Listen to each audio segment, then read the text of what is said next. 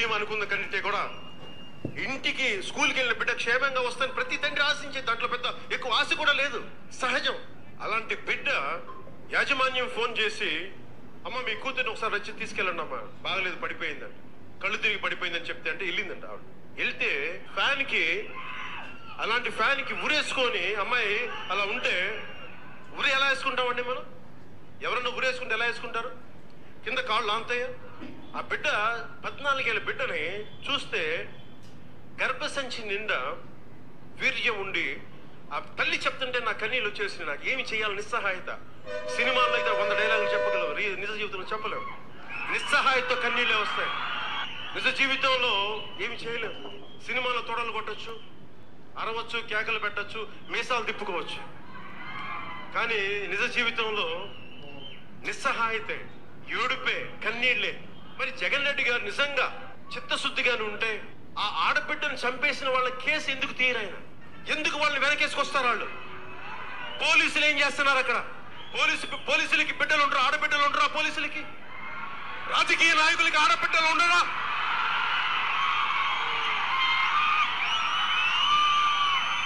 చేసిన ఆ బిడ్డని చంపేసిన వెధవలకి ఆడబిడ్డలు లేరా?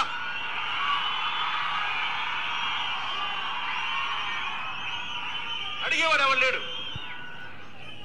ఆవిడ ఒక సామాన్య గృహిణి, లాయర్లను కూడా పెట్టుకోకుండా కేసులు వాదించేస్తుంది. బిడ్డ చనిపోతే ఒక సామాన్యురాలు లాయర్ అయిపోయింది. అంత ఆవేదన. ఆవిడ అంటుంది ఏంటి తెలుసా? నా బిడ్డ ప్రాణాలు పోయినాయి అన్న. ఇంకొక వీడియో చూపిస్తాను, ఇది కూడా అవసరమే. సుగాలి ప్రీతి 14 ఏళ్ళ బిడ్డని స్కూల్కి వెళ్తే 10 మందిని నాశనం చేస్తే దాన్ని పట్టించుకోడు ఎవడు. జగన్మోహన్ కి బొక్క పడితే, చిన్న గులకరాయి పడితే రాష్ట్రం అంతా ఊగిపోద్ది.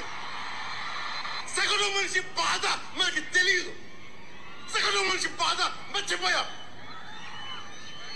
నిజంగా నాకు ఆవేదన ఉంది, ఏడుపు వస్తుంది. తప్పు జగన్మోహన్ రెడ్డి కాదు, మందే. మనకు పౌరుషం చచ్చిపోయింది. ఇందాక తెనాలి చెప్పినట్టుగా ఇప్పుడు మీరు చూపించినటువంటి వీడియోలో ఉన్నటువంటి వ్యక్తి ఈరోజు గౌరవనీయులైనటువంటి ఉప ముఖ్యమంత్రి. వారు ఈ కేసు గురించి మాట్లాడినటువంటి మాటలు, చేసినటువంటి పోరాటం ప్రస్తుతం మీడియాకి ఈరోజు కనెక్టింగ్ పాయింట్ కాదేమో, కానీ సమస్య మాత్రం ఉంది. మీరు అది మర్చిపోవచ్చు.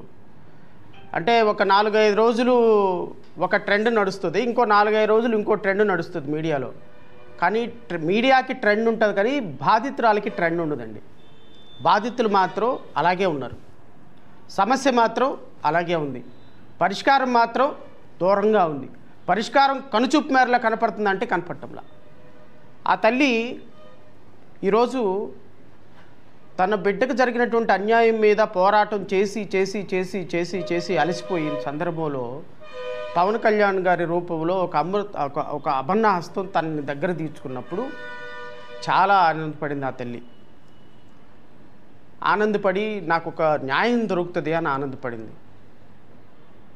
చివరికి 16 నెలలైన న్యాయం దొరకకపోతే కొంచెం ఒక మాట మాట్లాడింది, ఇంకా న్యాయం జరగలేదేంటి సార్ నాకు అని. ఇక మొదలుపెట్టారు వేట. ఇప్పుడు పవన్ కళ్యాణ్ గారు మాట్లాడినటువంటి మాటలు, అరిచినటువంటి అరుపులు నావి కాదండి. వెధవలు ఎవడరా మీరు అధికారంలో ఉండి పోలీసులు న్యాయం చేయలేకపోతున్నారు అని మాట్లాడింది గౌరవనీయులైనటువంటి ఉప ముఖ్యమంత్రి గారే. నేను వారిని అడుగుతున్నా, కేసు ఎంతవరకు వచ్చింది సార్?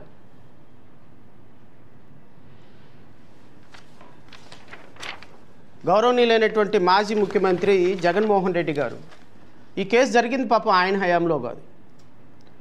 కేసు జరిగింది 2017లో, ఇన్వెస్టిగేషన్ కంప్లీట్ చేసింది 2018లో, ఛార్జ్షీట్ ఫైల్ చేసింది 2018లో, నిందితులను అరెస్ట్ చేసి ఛార్జ్షీట్ ఫైల్ చేసి ఇన్వెస్టిగేషన్ ఇన్కంప్లీట్గా తయారు చేసింది 2018లో. నిందితులు తెలుగుదేశం పార్టీలో ప్రధానమైనటువంటి నాయకులుగా 2018 సంవత్సరంలో ఉన్నారు.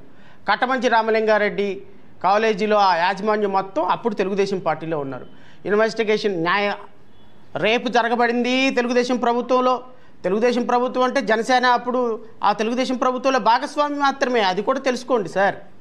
మీరు అరవకండి ఊరికే, అరిచినందువల్ల ఉపయోగం లేదు. 2017 సంవత్సరంలో 18 సంవత్సరంలో మీరు తెలుగుదేశం పార్టీలో కలిసి ప్రయాణం చేశారు. మీ ప్రభుత్వం హయాంలోనే భారతీయ జనతా పార్టీ సందర్భంలో ఉన్న సందర్భంలోనే ఈ పాప మరణం జరిగింది. అదే సందర్భంలో నిందితులు అరెస్ట్ అయ్యారు. ఇన్వెస్టిగేషన్ అదే సందర్భంలో జరిగింది. మీ ప్రభుత్వ హయాంలోనే ఛార్జ్షీట్ నెంబర్ కూడా అయిపోయింది. పాపం జగన్మోహన్ రెడ్డి గారి గవర్నమెంట్లో రాగానే ఎందుకు వచ్చిన గోల ఇది, జగన్మోహన్ రెడ్డి గారు ప్రతి సందర్భంలో ఆ పాపం తల్లి బాధపడుతుంది అని చెప్పేసి GOMS నెంబర్ 56 28/5/2020 ఫస్ట్ ఇచ్చింది. GOMS number 37 27/2/2020 permission to exercise power under section 6 of Delhi special police establishment act for enquiry into the alleged rape and murder of 10th class girl Kumari Sugali Preethi who belong to ST community. పాత government దీన్ని CBIకి hand over చేస్తూ ఇచ్చినటువంటి GO. Some more clarification requirement ఉంది అని CBI అడిగిన సందర్భంలో ఈ జీవో ఇష్యూ చేశారు. GOMS number 56. ఇది కూడా దీని సబ్సిక్వెంట్ జీవో, దీనికి అనుబంధంగా జీవో కొన్ని ఏదో క్లారిఫికేషన్ కావాలని CBI అడిగినప్పుడు హ్యాండింగ్ ఓవర్ టు CBI అని చెప్పి కేసు హ్యాండ్ ఓవర్ చేశారు. సరే, 5 సంవత్సరాలు 4 సంవత్సరాలు ఏం జరగల according to you. Pawan Kalyan garu ముఖ్యమంత్రి అయిన తర్వాత, ఉప ముఖ్యమంత్రి అయిన తర్వాత, చంద్రబాబు నాయుడు గారు ముఖ్యమంత్రి అయిన తర్వాత, నారా లోకేష్ మంత్రి అయిన తర్వాత వీళ్ళకి జరిగినటువంటి న్యాయం ఏంటి సార్? వీళ్ళు కూడా ట్రైబల్ పీపులేగా. పోని తల్లి ట్రైబల్ కాదు మీ అకార్డింగ్ టు యూ, పాప అయితే ట్రైబేగా. సుగాలి ప్రీతి అని ఆ పాప ట్రైబ్ అని మీరే అంగీకరించారుగా. మరి వాళ్ళకి న్యాయం చేయరా సార్? అంటే 17 కుటుంబాలకి 4 బల్బులు వేయంగానే ఇంటర్నెట్ నిండా మీడియా నిండా మీరేనా? ఈ దేశాన్ని రక్షించడానికి వచ్చినటువంటి అపర భగీరథుడా? మీడియా ఎటు వెళ్తుంది? మీడియా వస్తా 1 by 1 వస్తా. ఏ మీడియా చూపించింది, ఏంటి చూపించింది 1 by 1 వస్తా. అసలు ఏ పథకం ప్రకారం ఆ 17 కుటుంబాలకి కరెంట్ ఇచ్చారు? మీరు ఏం చెప్తున్నారు? మీ జాకీలేంటి? మీ మీ మీ మీ మీ దాన్ని ఏమంటారు, పొగడ్తలేంటి? మీ జాకీలేంటి? రాష్ట్రంలో ట్రైబల్ పరిస్థితి ఏంటి? ఈ కూటమి ప్రభుత్వం వచ్చిన తర్వాత ఎంతమంది ట్రైబల్కి అన్యాయాలు జరిగినాయి? ఎన్ని వేల ఉద్యోగాలు నాన్ ట్రైబల్కి కన్వర్ట్ చేశారు? వరుసనే వస్తా. మీ 17 కుటుంబాలకి బల్బులు ఇచ్చి 4 బల్బులు వేయగానే అది